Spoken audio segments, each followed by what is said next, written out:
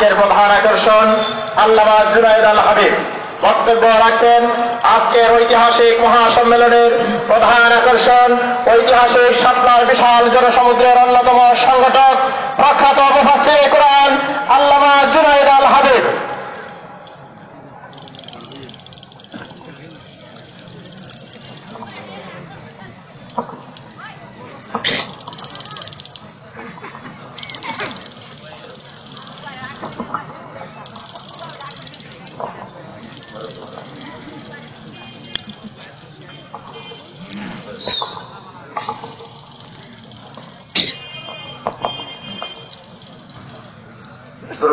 اللهم صل على محمد وعلى آل محمد كما صليت على إبراهيم وعلى آل إبراهيم إنك حميد مجيد اللهم بارك على محمد وعلى آل محمد كما باركت على إبراهيم وعلى آل إبراهيم إنك حميد مجيد إن الحمد لله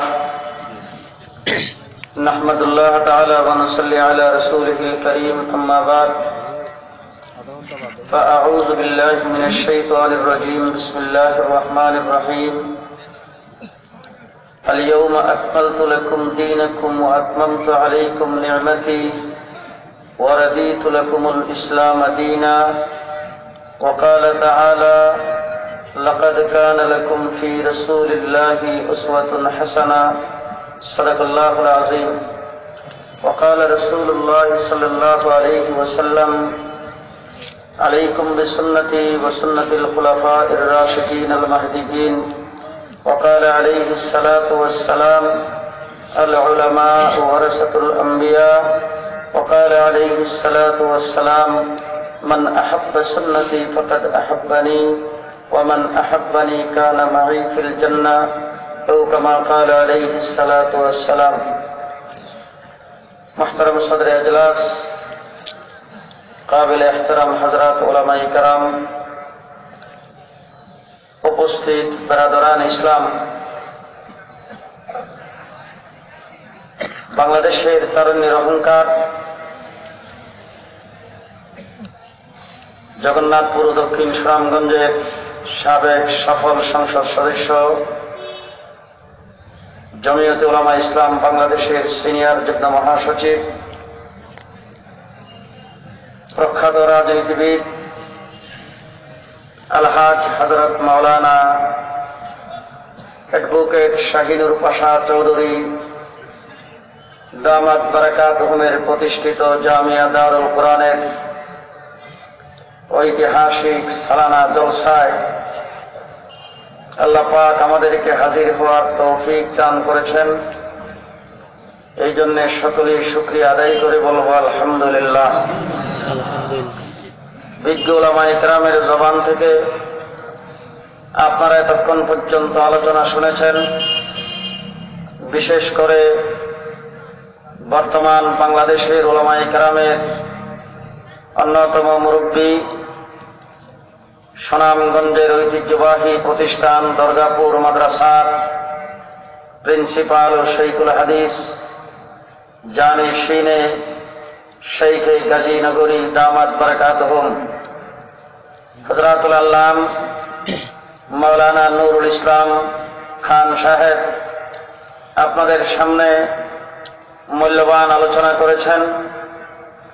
আপনারা এতক্ষণ পর্যন্ত ঘোষণা শুনেছেন বাংলাদেশের প্রখ্যাত মুফাসসিরে কুরআন হযরতুল আল্লাম বন্ধুবর মাওলানা তাফাজ্জুল হক আজিজ সাহেব, উনি উপস্থিত আছেন। বাংলাদেশের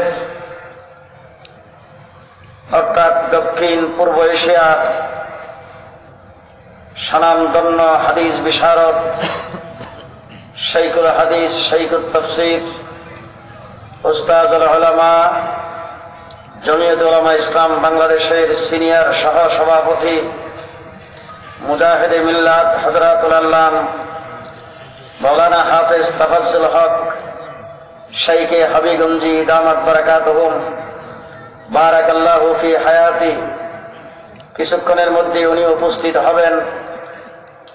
আরো অন্যান্য ওলামায়ে কেরামের জবান থেকে মূল্যবান আলোচনা আপনারা শুনবেন।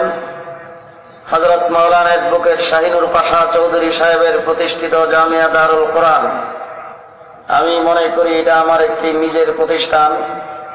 আমি এখানে এমনিতেই বারবার আসা যাওয়া করি। আমার মনও চাচ্ছে যে এখানে এসে দীর্ঘ সময় থাকি, ওলামায়ে কেরামের বয়ান শুনি, আপনাদের সঙ্গে কথাবার্তা বলি। কিন্তু ক্লান্ত পরিশ্রান্ত হওয়ার কারণে সময়ের অভাবে আমি এসে স্টেজে উঠতে হয়েছে। আমি আসলে সময় আপনাদের সামনে নেব খুব কম, কিন্তু কথা বলবো একটু বেশি। এই জন্য আপনারা আমার কথার সাথে কিছুটা সাথ দেবেন। আজকের এই মাহফিলটা এখানে যে অনুষ্ঠিত হয়েছে, হযরত মাওলানা অ্যাডভোকেট শাহিনুর পাশা চৌধুরী সাহেবের এই মাহফিলের ইন্তজাম তিনি করেছেন। হবিগঞ্জের মুহাদ্দিস সাহেব এইখানে উপস্থিত হবেন এই উদ্দেশ্যে, এই মকসুদে। এই কুতুব কথা যদি আপনারা মেনে নেন, সামনের মাসলাটা বুঝতে সুবিধা হবে। হবিগঞ্জের মুহাদ্দিস সাহেব আজকে এখানে উপস্থিত হবেন এই উদ্দেশ্যেই এই মাহফিলের ইন্তজাম। এইটুক মেনে নেন তাহলে বলতে চাই, উদ্দেশ্য হলেন, মকসুদ হলেন আল্লামা শাইখে হবিগঞ্জি। এখন উনি আসছেন আগে নাকি প্যান্ডেল করা হয়েছে আগে? প্যান্ডেল করা হয়েছে আগে। মাইক কি উনি আসার পরে লাগানো হবে না আগের থেকেই ফিট করা হয়েছে? লাইটিং করা হবে বোধ হয় উনি আসার পরে। লাইটিংও আগে, স্টেজও আগে, মাইকও আগে, প্যান্ডেলও আগে।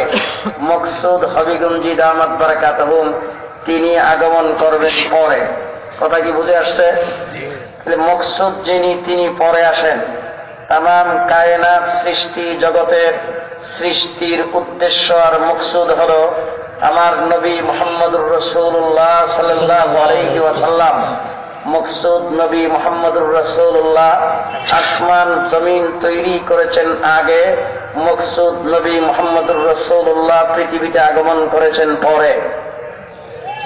চন্দ্র সূর্য বানিয়েছেন আগে, মকসুদ নবী মুহাম্মদুর রাসূলুল্লাহ আগমন করেছেন পরে।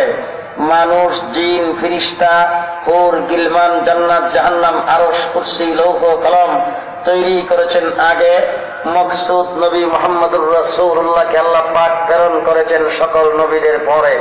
কথা কি বুঝে আসছে? তামাম কায়নাত সৃষ্টির উদ্দেশ্য আমার নবী মুহাম্মদুর রাসূলুল্লাহ সাল্লাল্লাহু আলাইহি ওয়াসাল্লাম। কোন ভাষা দিয়ে বললে আপনারা বুঝবেন আমি জানি না। হযরতে আদম আলাইহিস সালামকে আল্লাহ পাক কুদরতি হাতের দ্বারা তৈরি করেছেন।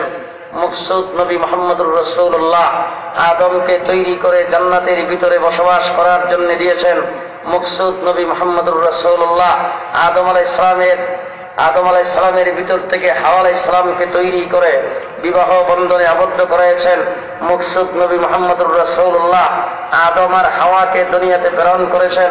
মকসুদ নবী মুহাম্মদুর রাসূলুল্লাহ আরফার ময়দানে দুইজন একত্রিত হয়েছে। মকসুদ নবী মুহাম্মদুর রাসূলুল্লাহ ইব্রাহিম আলাইহিস সালামকে খলিল বানিয়েছেন। মকসুদ নবী মুহাম্মদুর রাসূলুল্লাহ ইব্রাহিমকে নমরুদের আগুন থেকে বাঁচিয়েছেন।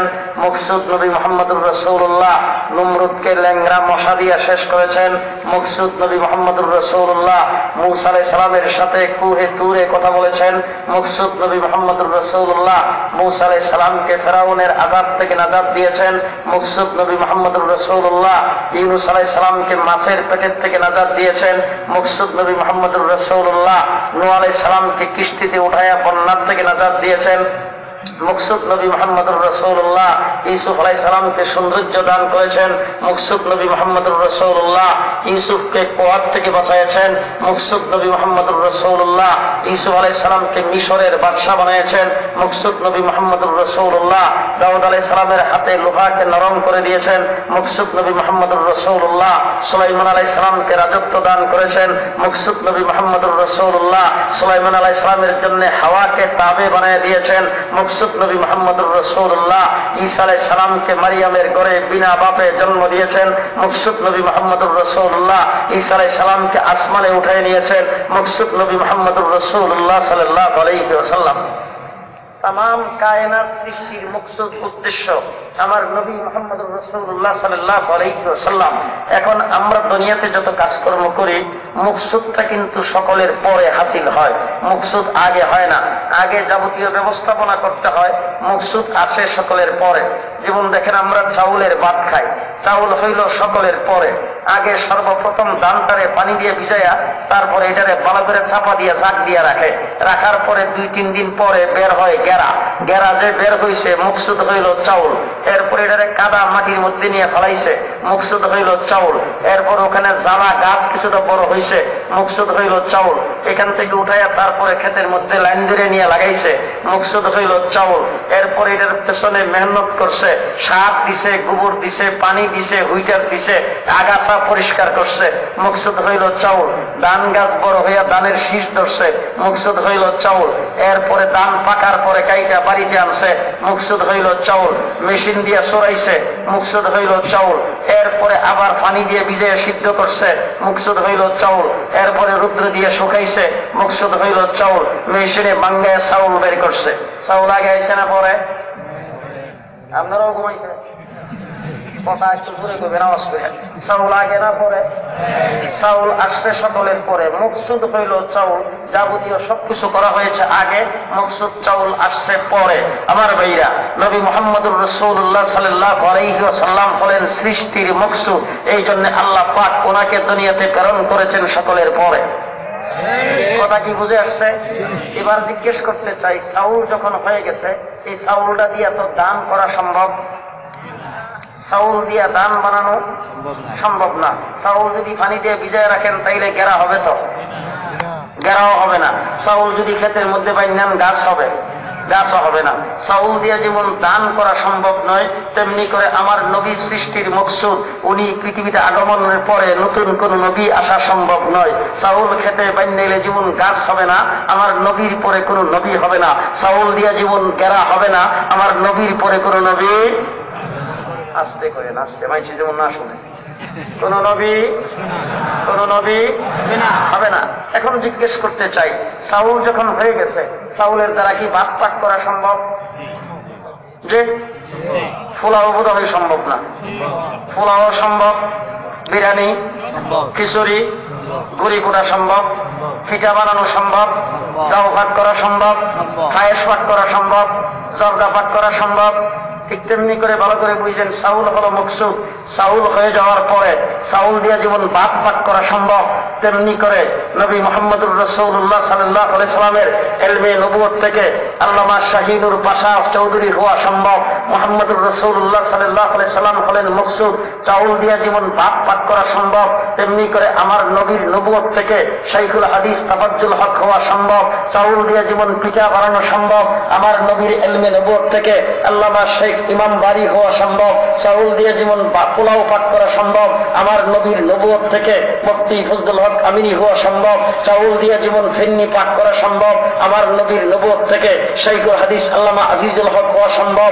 চাউল দিয়ে যেমন খিচুড়ি পাক করা সম্ভব, আমার নবীর নবুয়ত থেকে শেখে বরনবী, শেখে বাগা, শেখে বিয়ামপুরি, শেখে কাতিয়া, শেখে গাজীনগরী হওয়া সম্ভব। কথা বুঝে আসছে? নবী মুহাম্মদুর রাসূলুল্লাহ সাল্লাল্লাহু আলাইহি সাল্লাম সৃষ্টির মকসুদ, সৃষ্টির উদ্দেশ্য। তিনি পৃথিবীতে আগমন করেছেন সকলের পরে। কিয়ামত পর্যন্ত নতুন কোন নবী পৃথিবীতে আসবে না। এই জন্য আমার ভাইরা, আমার আল্লাহ পাক ইসলামের যে চারা গাছটা সর্বপ্রথম হযরতে আদম আলাইহিস সালামকে দিয়ে লাগাইছেন, লাগাইবার পরে এইটার পেছনে মেহনত চলছে। আবার আল্লাহর পক্ষ থেকে 1,24,000 পয়গম্বর এই পৃথিবীতে আগমন করেছেন, ইসলামের দাওয়াত দিয়েছেন, সময় উপযোগী সংস্কার করে মানুষের সামনে দাওয়াত পেশ করেছেন। সর্বশেষ নবী মুহাম্মদুর রাসূলুল্লাহ সাল্লাল্লাহু আলাইহি ওয়াসাল্লামকে আল্লাহ পাক প্রেরণ করে 23 বছর মানুষের সাথে মেহনত করার পরে 1,24,000 সাহাবায়ে কেরাম যখন রাসূল সাল্লাল্লাহু আলাইহি ওয়াসাল্লামের মুঠির ভিতর আগমন করেছেন, 1,24,000 প্রতিনিধি আমার নবীর যখন হয়েছে, আমার আল্লাহ পাক বলেন, ও আমার হাবিব, আমি দুনিয়াতে নবী প্রেরণ করেছি আমার রুবুবিয়তের প্রচারের জন্য, ওয়াহদানিয়তের প্রচারের জন্য। আমি আল্লাহ পাক আমার হুকুম আহকাম প্রচারের জন্য 1,24,000 পয়গম্বর পৃথিবীতে প্রেরণ করেছি। আর আপনি রাহমাতুল লিল আলামিন, আপনি হলেন মাহবুব, আমি হইলাম মাহবুব। আমি মাহবুবের প্রতিনিধি 1,24,000, আপনি মাহবুবের প্রতিনিধি। সাহাবী দিয়েছি আপনাকে 1,24,000। আমার প্রতিনিধি যা, আপনার প্রতিনিধি তা। 1,24,000 সাহাবায়ে কেরামের সামনে আল্লাহ পাক আয়াত নাযিল করেছেন বিদায় হজ্জে, আল ইয়াউমা আকমালতু লাকুম দীনাকুম ওয়া আতমামতু আলাইকুম নি'মাতি, আল ইয়াউমা আকমালতু লাকুম দীনাকুম। আজকের দিন, দিন ইসলামকে তোমাদের জন্য কমপ্লিট করে দিলাম, পরিপূর্ণ করে দিলাম, মুকাম্মাল করে দিলাম। আমার নবী সাল্লাল্লাহু আলাইহি ওয়াসাল্লাম দিন ইসলাম কমপ্লিট ঘোষণা আসার পরে রাসূল সাল্লাল্লাহু আলাইহি সাল্লাম সাহাবায়ে কেরামের সামনে বক্তৃতা করেছেন আর বলেছেন, ও সাহাবীরা, ইসলাম মুকাম্মাল হয়ে গেছে, ইসলামের যাবতীয় বিষয় সব মুকাম্মাল। নামাজ মুকাম্মাল, রোজা মুকাম্মাল, যাকাতের বিধান মুকাম্মাল, হজের বিধান মুকাম্মাল, হালাল হারাম মুকাম্মাল, পর্দার বিধান মুকাম্মাল। সবকিছু মুকাম্মাল হয়ে যাওয়ার পরে রাসূল বলতেছেন, পর্দার হুকুম আল্লাহ পাক আমাকে দিয়েছেন, আমি কি তোমাদেরকে পর্দার হুকুম তোমাদের কাছে পৌঁছাইছি? সাহাবায়ে কেরাম বলেন, হ্যাঁ পৌঁছাইছেন। আল্লাহ পাক আমাকে হালাল হারামের হুকুম করেছেন, আমি কি তোমাদের কাছে সেই হুকুম পৌঁছাইছি? সাহাবায়ে কেরাম বলে, হ্যাঁ পৌঁছাইছেন। নামাজ আল্লাহ পাক আমাকে দিয়েছেন, আমি কি নামাজ পড়ে সহিহ শুদ্ধ কমপ্লিট নামাজ তোমাদেরকে দিয়েছি? সাহাবায়ে কেরাম বলে, হ্যাঁ দিয়েছেন। রোজা আল্লাহ পাক আমাকে দিয়েছেন, আমি তোমাদের সামনে রোজা রেখে রোজার তরিকা তোমাদেরকে বাতাইছি। সাহাবায়ে কেরাম বলে, হ্যাঁ বাতাইছেন। হজ আল্লাহ পাক আমাকে দিয়েছেন, আমি তোমাদেরকে নিয়ে এসে হজ করে হজের বিধান তোমাদেরকে বাতাইছি। সাহাবায়ে কেরাম বলে, হ্যাঁ বাতাইছেন। যাকাত আল্লাহ পাক আমাকে দিয়েছেন, যাকাতের তরিকা কি তোমাদেরকে বাতাইছি? বলে, হ্যাঁ বাতাইছেন। যদি বাতায় থাকি তাইলে এবার শোনো, ফালিয়ুবাল্লিগুশ শাহিদু মিনকুমুল গায়িবা। আজকে যারা এখানে উপস্থিত আছো, যারা উপস্থিত নাই, পরবর্তী মানুষের কাছে দিন পৌঁছায়া দেওয়া, কমপ্লিট দিনকে মানুষের কাছে পৌঁছায়া দেওয়ার দায়িত্ব তোমাদের উপর অর্পণ করা হলো, তোমাদেরকে দায়িত্ব দেওয়া হলো। সাহাবায়ে কেরামের ইতিহাস তালাশ করে দেখেন, অ্যাডভোকেট শাহিনুর পাশা চৌধুরীকে জিজ্ঞাসা করে দেখেন, ইতিহাসের ছাত্র, আইনের ছাত্র, ওনাকে জিজ্ঞাসা করে দেখেন। ইতিহাস তালাশ করলে মক্কা মদিনার ভিতরে মাত্র 10,000 সাহাবীর কবর খুঁজে পাওয়া যায়। ইতিহাসিকগণ প্রমাণ করেছেন, কিন্তু 1,14,000 সাহাবী পৃথিবীর আনাচে কানাচে দিন প্রচারের জন্য কে কোথায় যায় শুইছে, সেই ইতিহাস খুব কমই পাওয়া যায়। 1,14,000 সাহাবী গোটা পৃথিবীর আনাচে কানাচে চলে গেছেন। আজকে আমাদের পূর্ব দিকে চীনে সাহাবীর মাজার, গোটা পৃথিবীর আনাচে কানাচে সাহাবায়ে কেরাম দিন প্রচারের জন্য চলে গেছে। আমার ভাইয়েরা, দিন মুকাম্মাল হয়েছে নবী মুহাম্মদুর রাসূলুল্লাহ সাল্লাল্লাহু আলাইহি ওয়াসাল্লামের মাধ্যমে। আল্লাহ পাক তাকে বানাইছেন আল্লাহর হাবিব, আল্লাহ পাক তাকে বানাইছেন আল্লাহর মাহবুব। আল্লাহ তাবারক ওয়া তাআলা বলেন, আমি মাহবুব, আমি মাহবুব, আমার যেমন কোনো শরীক নাই, আপনি মাহবুব, আপনার কোনো শরীক নাই। আপনার মাধ্যমে দিনকে কমপ্লিট করে দিলাম। কিয়ামত পর্যন্ত এই দিনের মধ্যে নতুন করে কোনো সংযোজন বিয়োজনের কোনো প্রয়োজন হবে না। মুহাম্মদুর রাসূলুল্লাহ সাল্লাল্লাহু আলাইহি ওয়াসাল্লামের মাধ্যমে আল্লাহ পাক দিন ইসলামকে কমপ্লিট করেছেন। সাহাবায়ে কেরামকে রাসূল দায়িত্ব দিয়েছেন দিন প্রচার করার জন্য। সাহাবায়ে কেরামের মাধ্যমে এই দিন পুরোপুরিভাবে প্রচারিত হয়েছেন। এখন রাসূল সাল্লাল্লাহু আলাইহি ওয়াসাল্লামকে আল্লাহ পাক দিন যে দিয়েছেন, কোরআন যে দিয়েছেন, লিখা দেন নাই, মুখস্থ দিয়েছেন। মুখস্থ হুজুর আকরাম সাল্লাল্লাহু আলাইহি ওয়াসাল্লাম মুখস্থ সাহাবায়ে কেরামের সামনে সেই দিনকে পৌঁছায়ছেন। সাহাবায়ে কেরাম সেই দিনকে মুখস্থ করে রেখেছেন। মুখস্থ আসতেছে।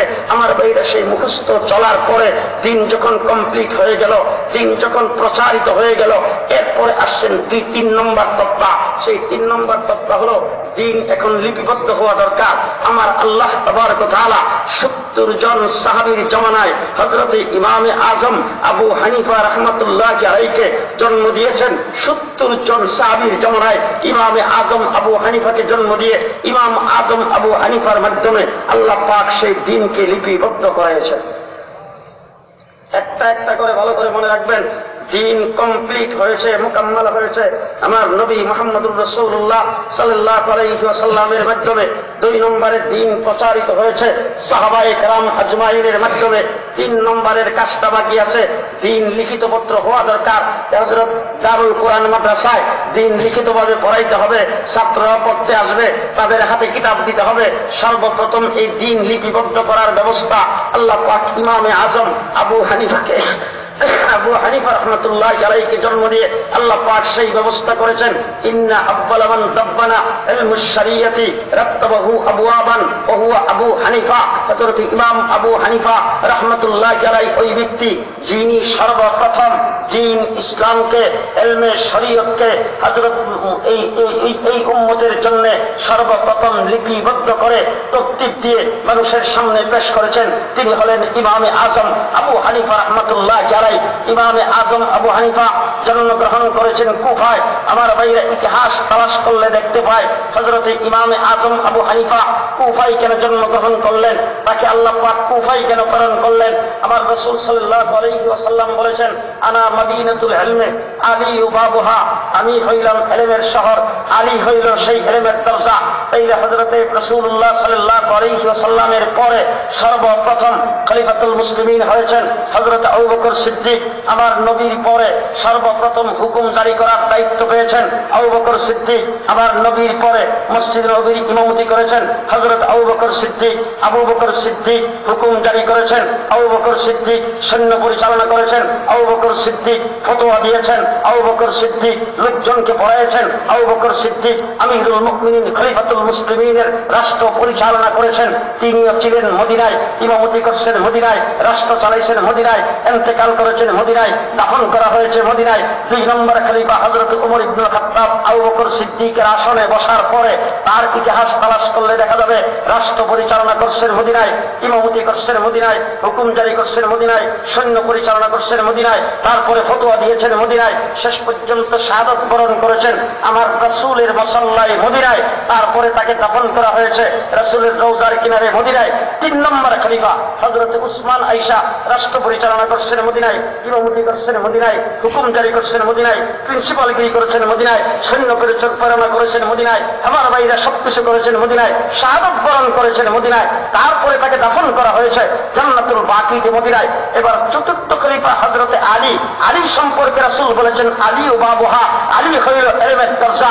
তিনি আয়েশা, হযরত ওমর ইবনে খাত্তাব, হযরত আবু বকর সিদ্দিক, হযরত উসমান 3 জনের আসনে 3 জনের ইলম আমল নিয়ে তারপরে যখন আসনে বসেছেন, বসে তিনি সবকিছু বুঝে শুনে নিয়ে সোজা চলে গেছেন কুফায়। কুফায় যাইয়া রাষ্ট্র পরিচালনা করেছেন, ইমামতি করেছেন কুফায়, হুকুম জারি করেছেন কুফায়, প্রিন্সিপালগিরি করেছেন কুফায়। হযরতে আলী রাদিয়াল্লাহু তাআলা আনহু, আলী ও বাবুহা, সেই আলী কুফাতে শাহাদাত বরণ করেছেন, দাফন করা হয়েছে কুফায়। আর সেই কুফায় ইমাম আজম আবু হানিফা জন্মগ্রহণ করে কোরআন এবং হাদিস থেকে আলীর দরজা দিয়ে যে ইলম বের হয়েছে, সেই ইলম গ্রহণ করে 13 লক্ষ মাসআলা উম্মতের জন্য বের করেছে।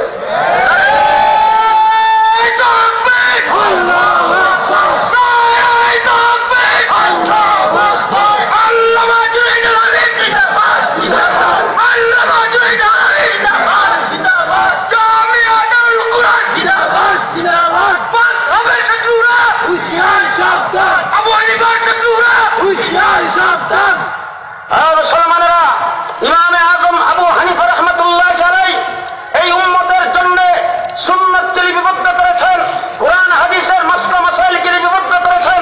আজকে আমাদের মধ্যে অনেকে বলে কোরআন আছে, হাদিস আছে, সুতরাং কোরআন হাদিস দেখে আমরা চলবো, ইমাম মানবো কেন? আমি জিজ্ঞেস করতে চাই, মুহাদ্দিস থাকার পরেও আর মুফাসসিরে কোরআন থাকার পরেও মুফতির দরকার আছে না নাই? আছে। বাগদাদে একজন মহিলা ইন্তেকাল করেছেন। মহিলার লাশ দোয়াবে কি পুরুষ না মহিলা? মহিলা। যেই মহিলা লাশ দোয়াইতে পারদর্শী, মাসলা মাসাইলও তার জানা আছে, মহিলা মারা গেলে সেই মহিলার কাছে মানুষ যায়, যাইয়া তারা দিয়ে লাশ দোয়ায়। ওই মহিলার কাছে সবাই গেছেন, যাই বলছেন আমাদের মহল্লায় একজন মহিলা মারা গেছে, ওই মহিলার লাশ দোয়াইতে আসো। মহিলা ডাক দিয়া কয়, আমার মাসিক অসুখ, আমি লাশ দোয়াইতে পারবো না, আমার শরীর না পারে। এখন মহিলাকে সবাই বলতেছে, তুমি আমাদের লাশগুলি দাও, আমরা তোমার কাছে আসছি। মাসিক অসুখ অবস্থায় লাশ দোয়ানো যাবে কিনা সেই মাসলা তুমি জানলা না কেন? বলে আমি মাসলা জানি না। বলে মাসলা যদি না জানো তাহলে দারুল কোরআন মাদ্রাসা থেকে মাসলা জানি না আসো। দারুল কোরআনের নাম না বলে আপনারা বুঝতেন না, লেখলাম। মহিলা দৌড়ে গেছে বাগদাদের এক মাদ্রাসায়, যেখানে মুহাদ্দিসিন ইকরামের জামাত বসা আছে, এক একজন লক্ষ লক্ষ হাদিসের হাফেজ, একবারে সনদ সহ।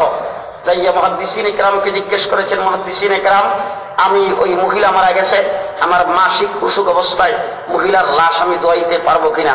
মুহাদ্দিসিন ইকরাম কর, এই ধরনের কোন রাওয়ায়াত আমাদের জানা নাই, এই ধরনের কোন হাদিস আমরা পাইনি। মহিলা যখন ফেরত আসতেছে, একজন লোক, একজন মুহাদ্দিস ডাক দিয়া কর, ওই কোনার মধ্যে যায় দেখো একটা কামরা আছে, ওই কামরার মধ্যে ফকি আবুল লাইস সেখানে বসা আছে, ওনাকে যদি যে জিজ্ঞেস করো তাইলে হয়তো উনি কোনো ফাঁক ফকুর থাকলে তোমাকে বলে দিতে পারে। মহিলা ওই ফকির কাছে গেছেন, যাইয়া মুফতি সাহেবকে জিজ্ঞেস করছেন, মুফতি সাহেব, মাসিক অসুখ অবস্থায় আমি কি মহিলার লাশ দোয়াইতে পারবো? মুফতি সাহেব বলেন, পারবেন, কোনো অসুবিধা নেই, জায়েজ আছে। মহিলা যখন চলে আসতেছে, মুহাদ্দিসিন ইকরাম মহিলাকে জিজ্ঞেস করতেছেন, তুমি যে ওই মুফতি সাহেবের কাছে গেলা, মুফতি সাহেব কি বললো? বলে মুফতি সাহেব বলছেন জায়েজ আছে। বলে জায়েজ যে আছে, কোরআন থেকে দলিল দিছে না হাদিস থেকে দলিল দিছে? বলে আমি তো দলিলের জন্য যাই নাই, আমি জায়েজ না জায়েজের জন্য গেছি। মুফতি সাহেব জায়েজ বলছে, আমি চলে আসছি। মুহাদ্দিসিন ইকরাম দলিল যে জিজ্ঞেস করো, আমাদের দলিলের দরকার। ওই মহিলা যাই আবার জিজ্ঞেস করেছেন, মুফতি সাহেব, আপনি যে আমাকে ফতোয়া দিলেন জায়েজ আছে, এখন আপনি বলেন তো কোরআন থেকে দিয়েছেন না হাদিস থেকে? আপনি পাইলেন কোথায়? মুফতি সাহেব দেখো হাদিসের মধ্যে আছে। মুহাদ্দিসিন ইকরামকে বলার পরে মুহাদ্দিসিন ইকরাম লক্ষ লক্ষ হাদিস মুখস্থ সনদ সহ, এরকম কোন হাদিস তো আমরা পাইনি। মুফতি সাহেব কোথেকে বললেন? মুহাদ্দিসিন ইকরাম সব জমাইয়া মুফতি সাহেবের কাছে যায় বলতেছেন, মুফতি সাহেব, আপনি তাকে ফতোয়া দিয়েছেন জায়েজ আছে, আবার বলছেন হাদিসের মধ্যে আছে, দলিল হইল হাদিস। হাদিস আপনি কোথা থেকে পাইলেন? আমরা তো কোথাও থেকে পাইলাম না, কোন হাদিস পাইলাম না। মুফতি সাহেব বলে, শোনো, আমার নবী মুহাম্মদুর রাসূলুল্লাহ সাল্লাল্লাহু আলাইহি ওয়াসাল্লাম মসজিদে নববীতে ইতিকাফরত অবস্থায় হুজুরের শরীর খারাপ লাগতেছে, হুজুরের মাথার মধ্যে পানি দিয়া মাথা ধোয়াইতে হবে। এই মুহূর্তে হুজুর মাথা কেমনে ধুইব? আল্লাহর নবী দরজা দিয়া বা জানালা দিয়া মাথাটা কাট করে মসজিদ থেকে বের করে দিয়েছেন। আম্মাজান আয়েশা সিদ্দিকা রাদিয়াল্লাহু তাআলা আনহা মাসিক অসুখ অবস্থায় রাসূলের মাথা ধোয়া দিয়েছেন। যদি রাসূলের মাথা আম্মাজান আয়েশা সিদ্দিকা মাসিক অসুখ অবস্থায় ইতিকাফরত অবস্থায় যদি দোয়া দিতে পারে, এই হাদিসের দ্বারা মাসলা সাবেত হয়, ওই মহিলাও মাসিক অসুখ অবস্থায় মহিলার লাশ দোয়াইতে পারবে। মুহাদ্দিসিন ইকরাম এই হাদিস আমাদের সকলের সনদ সহকারে মুখস্থ, কিন্তু আমরা তো এই হাদিসের দ্বারা মাসলা বাইর করতে পারলাম না। এখন আপনারা বলেন তো, মুহাদ্দিস থাকার পরেও, মুফাসসির থাকার পরেও মুফতির দরকার আছে না নাই? মুফতির দরকার আছে না নাই? ইমাম আমাশ, উলামায়ে কেরাম সবাই জানে, ইমাম আবু হানিফা রাহমাতুল্লাহি আলাইহির শাগরিদ ইমাম আমাশ, দেখতে শুনতে খুব বিশ্রী। বেগম যে বিয়ে করছে খুব সুন্দর। এখন বেগম আয়েশা ঠেকসে দিয়ে বৈশা ছুটতেও পারে না, খালি কোন রকম ফাঁক তালাশ করতেছে কেমনে ছুটবে। হঠাৎ একদিন রাত্রের বেলা কি জন্য যেন কি নিয়ে রাগ কইরা বেগম মুখ বন্ধ করছে, কথা কয় না। ইমাম আমাশ কতক্ষণ ধাক্কায় ধুক্কায় যখন কথা বলাইতে পারে না, রাগ কইরা কয়, ফজরের আজানের আগে যদি তুমি কথা না কও, মুখ বন্ধ করে রাখো, তাইলে সাফ 3 তালাক। যেই কইছে 3 তালাক, কোয়ার পরে বোধ হইছে যে হাই হাই রে, এমনি তো শুনতে চায়। বেগম যে এখন মুখ বন্ধ করছে, আর মুড়ে খুলবেই না, কারণ তালাক হইলেই তো সে বাঁচল। ইমাম আমাশ দৌড়াইয়া ইমাম আবু হানিফা রাহমাতুল্লাহি আলাইহির কাছে যায়, বলেন, হুজুর সর্বনাশ হইছে। বলে কি হইছে? বলে বেগম রাগ করে চুপ করেছিল, আর আমি বেগমরে কথা বলাইতে পারি নাই, এই জন্য আমিও রাগ করে তারে বলছি সকালে ফজরের আজানের আগে যদি কথা না বলে তাইলে 3 তালাক। এই কথা বলার পরে এখন তো সে মুখ এমন ভাবে তালা দিছে, আর কথা বলবেই না।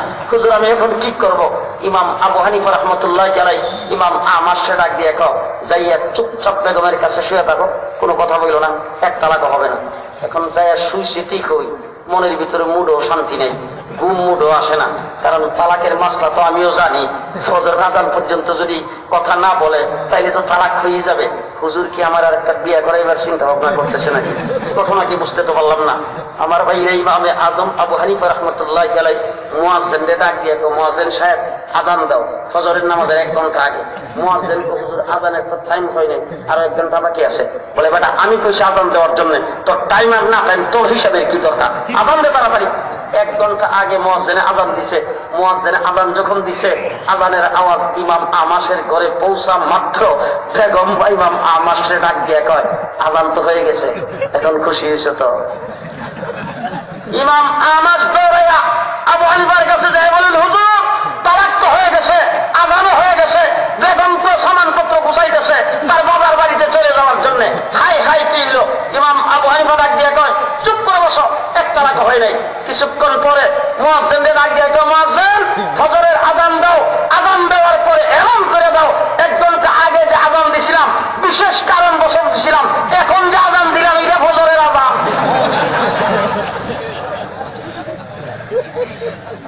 মুহাদ্দিস মুফতি থাকার পরও, আরে মুহাদ্দিস মুফাসসির থাকার পরও মুফতির দরকার, কথা কয় না দরকার। বাদশাহ হারুনুর রশিদ বেগমের সঙ্গে ঝগড়া লাগিয়া বেগমরে ডাক দিয়ে কয় সূর্য অস্ত যাওয়ার আগে আমার রাষ্ট্রের বাহিরে যদি তুমি না যাও তাইলে 7 তালাক। বেগম দৌড়াইয়া ইমাম আবু ইউসুফ, ইমাম আবু হানিফার শাগরিদ, তার কাছে যায় বলতেছে হুজুর আমার রাজপ্রাসাদের সোনার সংসার ভেঙ্গে তছনছ হয়ে যাচ্ছে, বাদশাহ আমার উপর রাগ করে আমাকে এই কথা বলছেন। এখন সূর্য অস্ত যাওয়ার আগে রাষ্ট্রের এরিয়ার বাইরে যাওয়ার কোন প্রকার কোন ব্যবস্থা নাই। হুজুর আমি তো তালাক হয়ে যাবো, এখন কি করবো? কথা শুই না ইমাম আবু ইউসুফ মসজিদের খাদেমরে ডাক দিয়ে কয় এই মহিলারে নিয়ে যাও, নিয়ে মসজিদের কোণার মধ্যে পর্দা দিয়ে ডাকিয়া সেখানে এতেকাফে বসায় দাও। আর মহিলারে ডাক দিয়ে কইছে বেগম ম্যাডাম আপনি চলে যান মসজিদে, যাইয়া পর্দার ভিতরে এতেকাফে বৈশা জিকির আজকার করেন, মাগরিবের নামাজের পরে আপনার ফতোয়া কমু। তালাক হইল কি মাগরিবের পরে না আগে? তালাক হইল সূর্য অস্ত গেলে মাগরিবের আগেও, কথা কমু তালাক মাগরিবের পরে। এখন এই পর্দার ভিতরে যায় যে এই বেচারি এতেকাফে বসে কি এর মুখ দিয়ে জিকির আজকার আইব, কানতে কানতে শেষ। কারণ ফতোয়া তো সেও কিছু জানে, রাষ্ট্রের বাইরে না গেলে তো তালাক হয়ে যাবে। ইমাম আবু ইউসুফ মাগরিবের নামাজ পড়ছে, আওয়াবিন পড়ছে, তাসবিহ তাহলিল সব শেষ কইরা এশার নামাজের আগ টাইমে যাইয়া পর্দার আড়াল থেকে ডাক দিয়া কয় আসসালামু আলাইকুম ম্যাডাম কেমন আছেন? হুজুর কেমন থাকবো, কারবার তো হয়ে গেছে, কারণ সূর্য অস্ত যাওয়ার আগে তো রাষ্ট্রের বাইরে যাই নাই। ইমাম আবু ইউসুফ ডাক দিয়ে বলেন যান পর্দার থেকে বের হইয়া এক্ষণ রাজপ্রাসাদে ঢুকে আপনার স্বামীকে যাইয়া সালাম দিয়ে তার ঘরের ভিতরে আপনি দাঁড়াবেন। 3 তালাক তো দূরের কথা, 1 তালাক হয় নাই। তার কারণ হলো এই জমিনের সব জায়গায় আপনার স্বামীর রাজত্ব চলে। মসজিদ আল্লাহর ঘর, সেখানে আল্লাহর রাজত্ব চলে। আপনি মসজিদের ভিতরে প্রবেশ করেছেন, স্বামীর রাজত্ব থেকে আল্লাহর রাজত্বে প্রবেশ করে ফেলেছেন। মসজিদে কার রাজত্ব চলে? জি ফাউন্ডেশনের ডিজি, ফাউন্ডেশনের ডিজি ধর্মমন্ত্রী কার চলে? আসতে করেন মানুষের যেমন না শোনে, কার চলে? আপনাদের সিলেটে আসলে সবচেয়ে বেশি ভয় যেটা করে আমার রাস্তা দিয়ে চলতে, এটি হল সিএনজি। সিএনজি ড্রাইভার কেউ থাকলে রাগ করেন না। সিএনজি বাংলাদেশে চলছে, কোন নিয়ন্ত্রণ নাই। কোন নিয়ন্ত্রণ? রিক্সার ড্রাইভারদের নিয়ন্ত্রণ নাই, বাস কন্ট্রাক্টর হেল্পারের নিয়ন্ত্রণ নাই। মসজিদের খতিবের খুতবা নিয়ন্ত্রণ করো, পরিষ্কার ভাষায় বলে দেয় মসজিদের মেম্বার খুতবা এটা ইমাম সাহেবের খতিবের দখলে, কোন সরকার নিয়ন্ত্রণ করতে পারে। সরকারের ক্ষমতা মসজিদে চলে না, মসজিদে ক্ষমতা চলে আল্লাহ। কার ক্ষমতা চলে? আল্লাহ।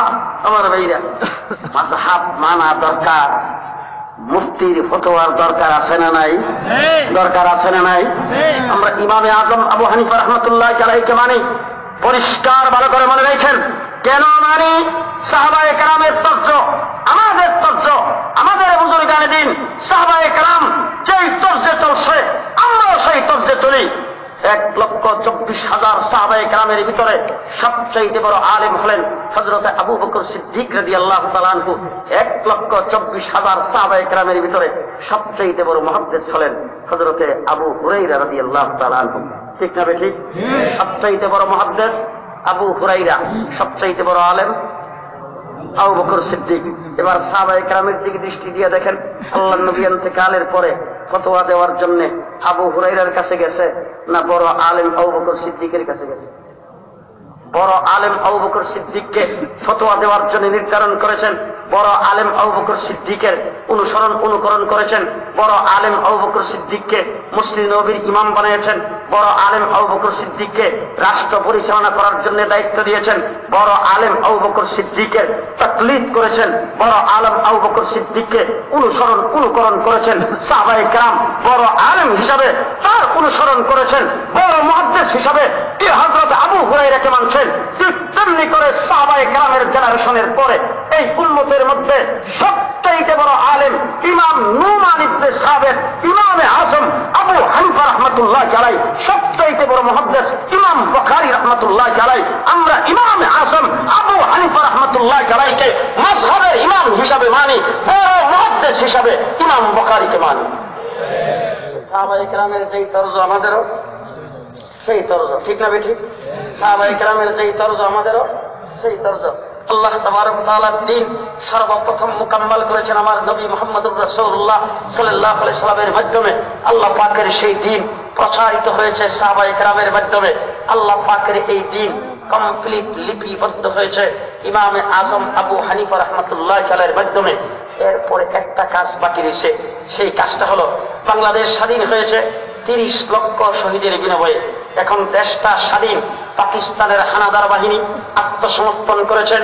আমার ভাইরা সে আত্মসমর্পণ করে তারা অস্ত্র যখন সমর্পণ করেছেন, তারা যখন এই দেশ থেকে বিতাড়িত হয়ে দেশটাকে স্বাধীন দেশ হিসাবে ঘোষণা দিয়ে চলে গেলেন, বিশ্বের বিভিন্ন দেশ এই দেশটাকে স্বাধীন রাষ্ট্র হিসাবে ঘোষণা করেছেন। দেশ স্বাধীন 56,000 বর্গ মাইল। এখন স্বাধীন সার্বভৌম বাংলাদেশের মানুষের জান মালের নিরাপত্তার জন্য বর্ডার দিয়া যাতে ভিতরে অবৈধভাবে কেউ কোনোদিন প্রবেশ করতে না পারে, আর বর্ডার দিয়া যাতে ভিতর থেকে অবৈধভাবে কেউ কোনো কিছু বের করে নিতে না পারে, এই জন্য বর্ডার গার্ডের দরকার। বর্ডার গার্ডের দরকার আছে। শাহিনুর পাশা সাহেবের মাদ্রাসার মাহফিল হইতেছে, মাহফিলে লোকজন আসা যাওয়া করবে, আসা যাওয়ার ভিতরে রাস্তায় যাতে কেউ কাহার উপর আক্রমণ করতে না পারে, রাস্তায় যাতে কোনো অরাজকতা সৃষ্টি করতে না পারে। সিলেট শহর সহ সারা শহরে বন্দরে মানুষ চলাফেরা করবে, কোন মানুষের উপরে বুম মাইরা কোন মানুষকে চুরি ডাকাতি করে কেউ যাতে নাগরিকদের কোনো ক্ষতি করতে না পারে, এই জন্য র্যাবেরও দরকার, পুলিশেরও দরকার। দরকার বাহিরের কোন রাষ্ট্র শত্রুতামি করে বাংলাদেশের উপর এসে অতর্কিত আক্রমণ করতে না পারে। যদি আক্রমণ করে বসে বাংলাদেশ যাতে তার বাংলা জবাব দিতে পারে, এই জন্য শক্তিশালী সেনাবাহিনীর দরকার। জি দরকার দরকার। ঠিক তেমনি করে যেই দিন মুকাম্মাল হয়েছে আমার নবীর মাধ্যমে, যেই দিন সাহাবায়ে কেরামের মাধ্যমে প্রচারিত হয়েছে, যেই দিন ইমামে আযম আবু হানিফার মাধ্যমে লিপিবদ্ধ হয়েছে, যেই দিনের গাছের গোড়ায় তাইফের জমিনে আমার রাসূল রক্ত দিয়েছেন, উহুদের লড়াইয়ে দান শহীদ করে রক্ত দিয়েছে, হযরত আমির হামজার লাশটা টুকরা টুকরা করে রক্ত দিয়েছে, হযরত হুসাইনের লাশ টুকরা টুকরা করে রক্ত দিয়েছে, সাহাবায়ে কেরাম ত্যাগ স্বীকার করেছেন। সেই দিনের ভিতরে নতুন করে যাতে কেউ কোনো কিছু প্রবেশ করতে না পারে, আবার দিনের ভিতর থেকে কেউ যাতে বের করতে না পারে, এই জন্য দিনের বর্ডার গার্ডের দরকার। আবার দিনের ভিতরে মানুষের ঈমান আকীদার যাতে কেউ কোনো ক্ষতি করতে না পারে, এই জন্য দিনেরও র্যাব আর পুলিশ বাহিনীর দরকার। আবার এই দিন ইসলামের উপরে কোন নাস্তিক মুরতাদ যাতে আক্রমণ করতে না পারে, এই জন্য দিনেরও সেনাবাহিনীর দরকার। এই দিনের সেনাবাহিনী, দিনের বর্ডার গার্ড, দিনের পুলিশ আর র্যাব হিসাবে আল্লাহ পাক কাসেম নানতুবি রহমাতুল্লাহ আলাইহিকে জন্ম দিয়ে 1000 বছর পরে দেওবন্দ মাদ্রাসা দিয়া উলামায়ে দেওবন্দের জন্ম দিয়েছেন।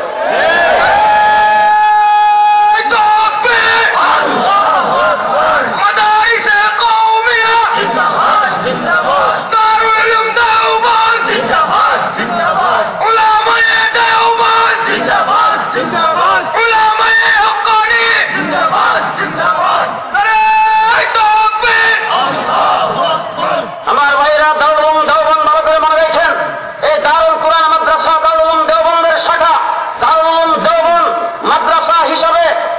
ইমারত হিসাবে বেমিসাল দারুল দেওবন্দে যে দ্বীনের তালিম দেওয়া হয়েছে সেই তালিমের দিক দিয়েও বেমিসাল। আমার ভাইরা ইমারত হিসাবে বেমিসাল। কাসেম নানতুবি রহমাতুল্লাহ আলাইহি ঘুমের মধ্যে স্বপ্ন দেখেছেন আমার নবী মুহাম্মদুর রাসূলুল্লাহ সাল্লাল্লাহু আলাইহি ওয়াসাল্লাম এসে কাসেমকে নিয়ে গেছেন, যে বলছেন কাসেম মাদ্রাসা এইভাবে বানাও, লাঠির দ্বারা মাটির মধ্যে দাগ দিয়েছেন। কাসেম নানতুবি সকালবেলা যায় দেখে আল্লাহর নবীর হাতের লাঠির দাগ মাটিতে এখনো দেখা যায়। কাসেম নানতুবি মাদ্রাসা করে নাই, মাদ্রাসার স্বয়ং পানি মুহাম্মদুর রাসূলুল্লাহ সাল্লাল্লাহু আলাইহি ওয়াসাল্লাম। এই মাদ্রাসা কাসেম নানতুবি রাহমাতুল্লাহ আলাইহি আল্লাহর নবীর প্রকাশ্যে ইশারায়, স্বপ্নের মাধ্যমে ইশারায় এই মাদ্রাসা কায়েম করেছেন।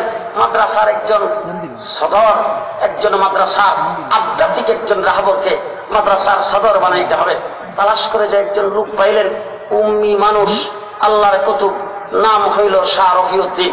ওনাকে আইনা মাদ্রাসার সদরের আসনে বসাইছেন। উনি বলেন, বাবা আমি লেখাপড়া জানি না, লেখার দিককে আমি পড়তে পারি না, আমি নাম দস্তখত জানি না, তুমি আমার এই মাদ্রাসার সদর বানাইতেছো কেন? কাসেম নানতুবি বলেন, লেখার সমস্ত কাজ আমরা করব, আপনি এখানে বৈশা খালি মুখে হুকুম দিবেন। সেই শাহ রফিউদ্দিন রহমতুল্লাহ আলাইহি সদারতি চলাকালীন একটা ছাত্র বাড়ির মধ্যে দারুল দেওবন্দ মাদ্রাসার ডাইল নিয়ে আসছেন।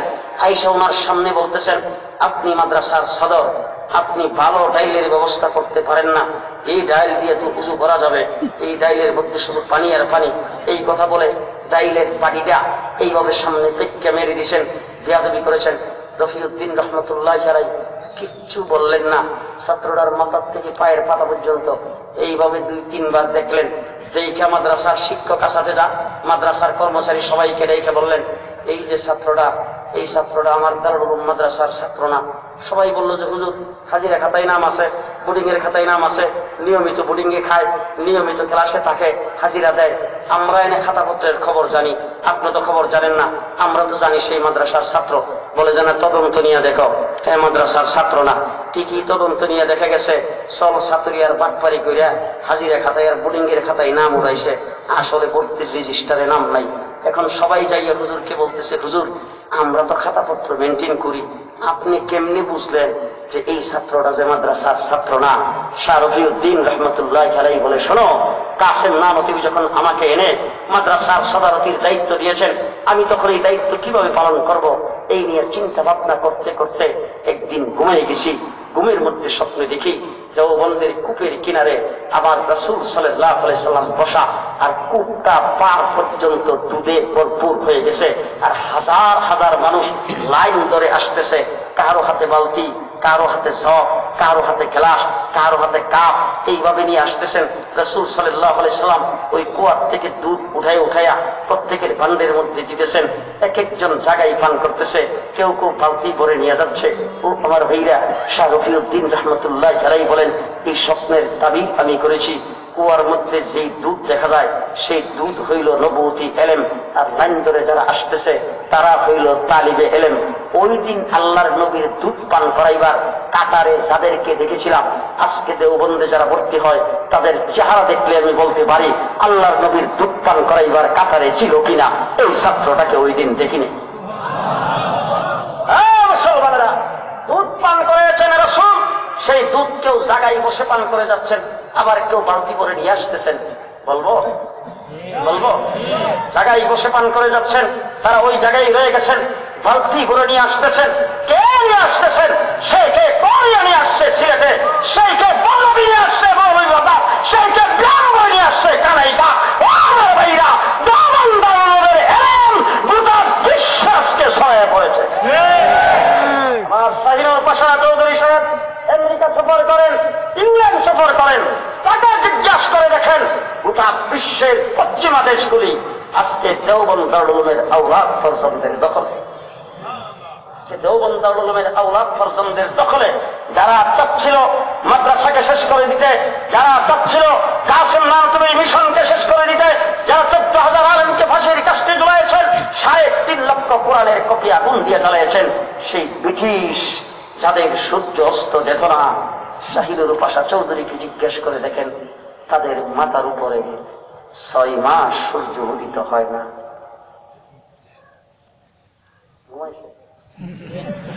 6 মাস তাদের মাথার উপরে সূর্য ওঠে না, বরফে ঢাকা। এমন এক জায়গায় আবদ্ধ হয়েছে, বরফে ঢাকা থাকে।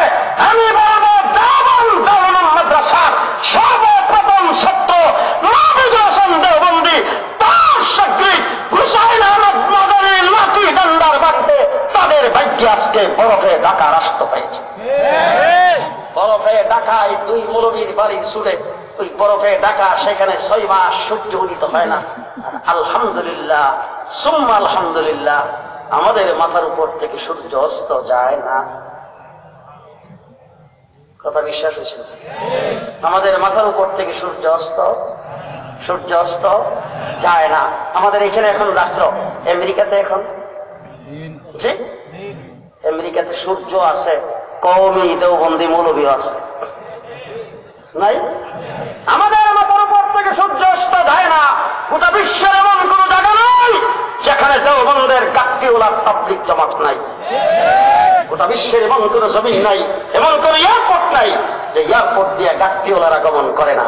ও আমার ভাইরা, সেই গাত্তিওয়ালারা আপনাদের এখানে আসতেছে কবে জানেন? জানেন তো? আগামী কালকের থেকে গাত্তিওয়ালারা আপনাদের এখানে আইব। কথা আমি গতকাল যাইতেছিলাম সুনামগঞ্জ, যাওয়ার পথে ওই বাইপাস রোডে গেছি, যাই ওখানে গাড়ি থামায় একটু দাঁড়াইলাম। আমি সবাই আমার সঙ্গে সালাম মুসাফা করছি। তো ওই জায়গার মধ্যে দাঁড়ায় আমি যা দেখছি আর কি, ইজতেমা শুরু হবে কিন্তু আগামীকাল। 2 দিন আগে সেখানে দেখলাম যে আজকের মাহফিলে যে মানুষ এর ডাবল ওখানে আছে, ঠিক না? আজকে সেই তাবলীগ জামাতের বিরোধিতা করে অনেকে। তাবলীগ জামাতের গাড়ি নিয়ে যারা ঘুরে, আমাদের কাছে হিসাব নেই। আপনার কাকরাইল মসজিদে যাই বলবেন, সেখানেও পুরো হিসাব দিতে পারবে না। কারণ দারুল কুরআন মাদ্রাসা থেকে বৃহস্পতিবার জামাত বাইরিছে, বাইরে শুক্রবারে তারা তাবলীগ করে শনিবার এসে ক্লাস করছে। এটার খবর কি কাকরাইলে আছে না? কাকরাইল নাই, কাকরাইল বলতে পারবে না। কিন্তু আমেরিকা রিপোর্ট বের করেছে গাড়ি নিয়ে কারা ঘুরে। আমেরিকার রিপোর্টে প্রকাশ পেয়েছে বর্তমান পৃথিবীতে 33 কোটি মানুষ গাড়ি নিয়ে ঘুরতেছে। 33 কোটি তাবলীগ জামাতের সদস্য। আমি পরিষ্কার ভাষায় বলে যাচ্ছি, যারা তাবলীগ জামাতের বিরোধিতা করো, আগামীকাল, পরশু এবং এর পরের দিন 3 দিন সিলেটে যে ইজতেমা হবে, ইজতেমার মানুষগুলি যে লুটা বদনা ব্যবহার করবে, তোমাদের সংখ্যা ওই লুটা বদনার সমান হবে না। তোমাদের সংখ্যা ওই ইজতেমার লুটা বদনার সমান হবে না। আমার ভাইরা, সেই তাবলীগ জামাত আজকে বিরোধিতা চলছে 2টা গ্রুপের। একটা হলো ইমামে আজম আবু হানিফা রাহমাতুল্লাহ আলাইহির গ্রুপের। ইমামে আজম আবু হানিফা হানফি মাযহাবের বিরোধিতা চলছে সব জায়গায়, খুব পরিকল্পিতভাবে, খুব ভালো করে বুঝছেন। কারণটা হয়েছে, আমি জানি না আপনারা বিশ্বাস করবেন কিনা আমার কথা। কারণ ছিল মসজিদের আজান বন্ধ করা, মসজিদের মধ্যে নামাজ বন্ধ করা। এইটা কোনো অবস্থাতেই এখন সম্ভব না। আজকে যদি বাংলাদেশে এসে যদি এরকম স্লোগান দিয়ে কেউ বসে, আজকের থেকে আজান চলবে না, মসজিদের জামাত চলবে না, তাইলে আমার মনে হয় দল মত নির্বিশেষে যার যা আছে সব লইয়া নাইয়া বাইরিয়া, তারপরে ঠেং টুং বাইঙ্গিয়া দিয়ে এসে দৌড়াইয়া শাহিনুর পাশারে করবে, হুজুর আপনি মাদ্রাসায় ঘুমাই দিয়েছেন, ঠেং ভাঙ্গিয়া তৈরি করছি আমরা আগে। মোল্লা মৌলবী কেউ যাইতে হবে না, দাড়ি চাষা নামাজের বিরুদ্ধে বক্তব্য দিছে, বাইরে ঠেং ভাঙ্গিয়া তৈরি। এখন দেখা গেল যে নামাজ তো বন্ধ করা সম্ভব না। লন্ডনের বুকে আজকে 600-র উপরে মসজিদ, নিউ ইয়র্কে 450-র উপরে মসজিদ, মসজিদ আজান, নামাজ বন্ধ করা তো সম্ভব না। কি করা দরকার? স্লো গতিতে একটা কাজ করো। সেই কাজটা হইল মসজিদের মুসল্লিদের মধ্যে গন্ডগোল লাগাই দাও। কেমনে গন্ডগোল? মসজিদের ইমাম সাহেব নামাজ পড়াবে, পেছন দিক দিয়ে একজন কইব আমিন, মুসল্লিদের মাঝখানে একজন দাঁড়াইব, দাঁড়াইয়া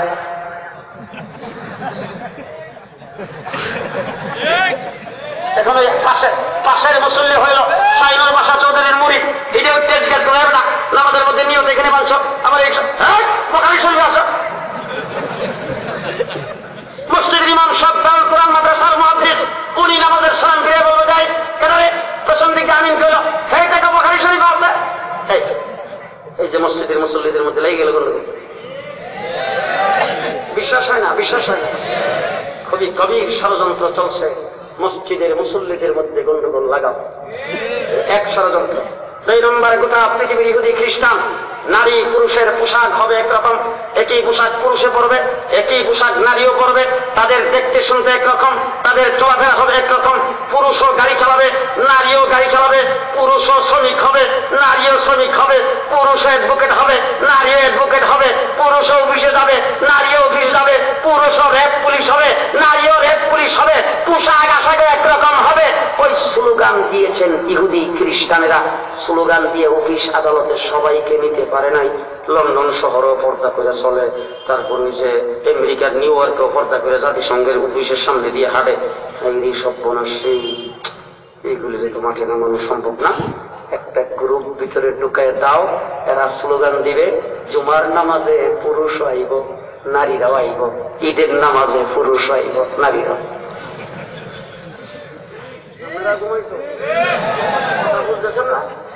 কথা বুঝতেছেন না? এরা বলছে নারী অফিসে আসো, এরা স্লোগান দেয় নারী ঈদকে আসো, এরা বলছে নারী গার্মেন্টসে আসো, এরা স্লোগান দেয় নারী তারাবির নামাজে আসো। এক সূত্রে গাথা, এক সূত্রে গাথা। পরিষ্কার বলে দিয়ে গেলাম, উলামায়ে দেওবন্দ হক ও হক্কানিয়তের আলমবক্তা, হকের পথে জীবন দিতে উলামায়ে দেওবন্দ প্রস্তুত।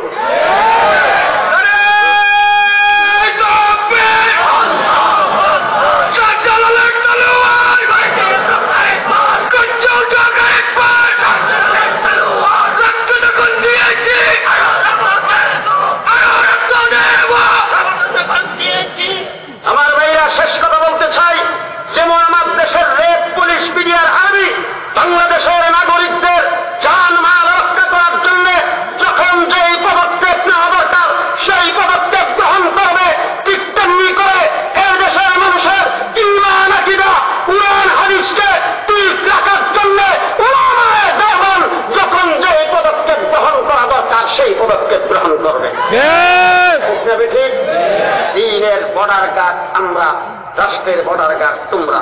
পরিষ্কার কথা বলতে চাই, আমি জুনায়েদ আল হাবিব যখন রাস্তা দিয়ে যাব, পুলিশ রাস্তার মধ্যে চেকপোস্ট, বিভিন্ন জায়গার মধ্যে মাছ ধরার ছাইয়ের মতো ছাই পাচ্ছে, দেখছেন না? ছাই পাইতে বসা আছে। তো ওই জায়গার মধ্যে গেলে আমার গাড়িও থামায়। তবে আমাদের বাংলাদেশের রেপ পুলিশ বিডিআর তারা খুব ভদ্র, সেই ভিতরে লাইটটা জ্বালায় দেই। কোন কোন জায়গায় আছে করতে গাইলেন, কই যাবেন, ব্যাগ ডালাটা একটু খুলেন তো দেখি, গাড়ি একটু চেক করতে হইব, এই ড্রাইভার নামেন তো, কাগজপত্র দেখান। অনেক জায়গায় এরকম বলার সাথে সাথে ড্রাইভারের বলি, ড্রাইভার নামো, কাগজপত্র দেখাও, ব্যাগ ডালা দেখাও। এটা তোমাদের দায়িত্ব, তোমরা চেক করবা, 100 বার করো। তারপর কোন মাদ্রাসায় আইবা, অ্যাডভোকেট শাহিনুর বাসা চৌধুরী সাহেব, গেট তো খোলাই আছে, দরজা খুললা, পান সুটকি যা আছে আলমারি টালমারি সব খুললা দিবে, চেক করো, 100 বার করো, আপত্তি নেই। তবে হ্যাঁ, রাষ্ট্রের সন্ত্রাসকে দমনের জন্য, রাষ্ট্রকে ঠিক রাখার জন্য চেকিং এর দায়িত্ব তোমাদের, দিন ইসলামকে ঠিক রাখার জন্য চেকিং এর দায়িত্ব আমাদের। রাষ্ট্রের ব্যাপারে তোমরা চেকিং করবে, ইসলামের ব্যাপারে আমরা চেকিং করব। আমরা যখন দেওয়ানবাজিকে চেকিং করতে যাব, তোমরা বাধা হয়ে দাঁড়াইতে পারবা না। কারণ তোমরা যখন চেকিং করতে আসো, আমরা কিন্তু বাধা হয়ে দাঁড়াই না। আমরা তোমাদের সহযোগী, তোমরা আমাদের সহযোগী হও। আমরা কেমন সহযোগী? গুলশানের হোটেলের মধ্যে বোমা মারছে, সেখানে তোমরা গুলি চালিয়েছ, আমরা তোমাদেরকে সহযোগিতা করেছি। হাদা মানে সোলাকে ঈদগাহ মাঠে পুলিশের উপর বোমা মারছে, তোমরা সেখানে গুলি চালিয়েছ। আমরা আল্লামা আহমদ শফির নেতৃত্বে বাংলাদেশে, সারা বাংলাদেশের 64টা ডিস্ট্রিক্টে মানববন্ধন করে তোমাদেরকে শক্তি যোগাইছি। আমরা যখন কাফের বেদিন মুস্তাদের বিরুদ্ধে চেকিং করব, তোমরা আমাদের সাথে আমাদের শক্তি যোগাবে। তোমরা আমাদের সহযোগী হও, আমরা তোমাদের সহযোগী। দিনের ব্যাপারে চেকিং আমরা করব, রাষ্ট্রের ব্যাপারে চেকিং তোমরা করো। ঠিক না ঠিক? আমার ভাইরা, রাষ্ট্রের ব্যাপারে চেকিং তোমরা করবা, দিনের ব্যাপারে চেকিং আমরা করব। আমার ভাইরা, রেড পুলিশ বিডিআর আর্মি যারা আছে, এরা তো আমাদের দেশে কোনো বেতন টেতন দেওয়া লাগে না।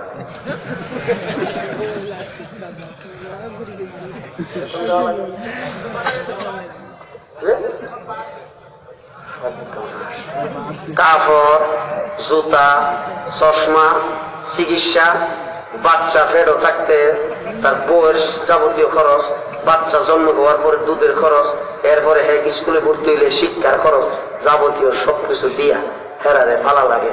তার কারণটা কি? কারণটা হইলে এরা রাষ্ট্রের পাহারাদার। রাষ্ট্রের পাহারাদার। আর শাহিনুর পাশা চৌধুরী দারুল কুরআন মাদ্রাসা হইল ইসলামের পাহারাদার। এরারে বেতন দাম লাগে, আমরা কিচ্ছুই লাগে না। আমরারও লাগে।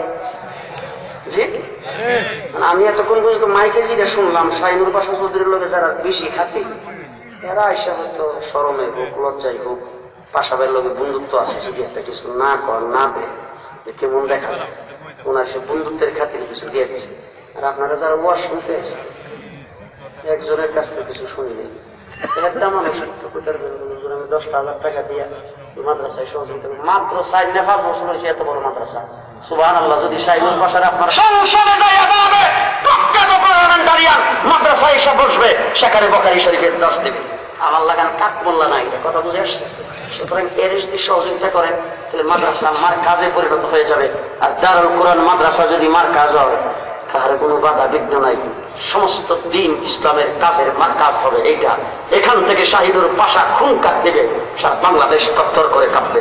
আমার ভাইরা সেই দিনের মার কাজকে সহযোগিতা করার জন্য একটা মানুষ 10,000 টাকা কইলেন, আমার ইজ্জত থাকলো, আমি তো মেহমান।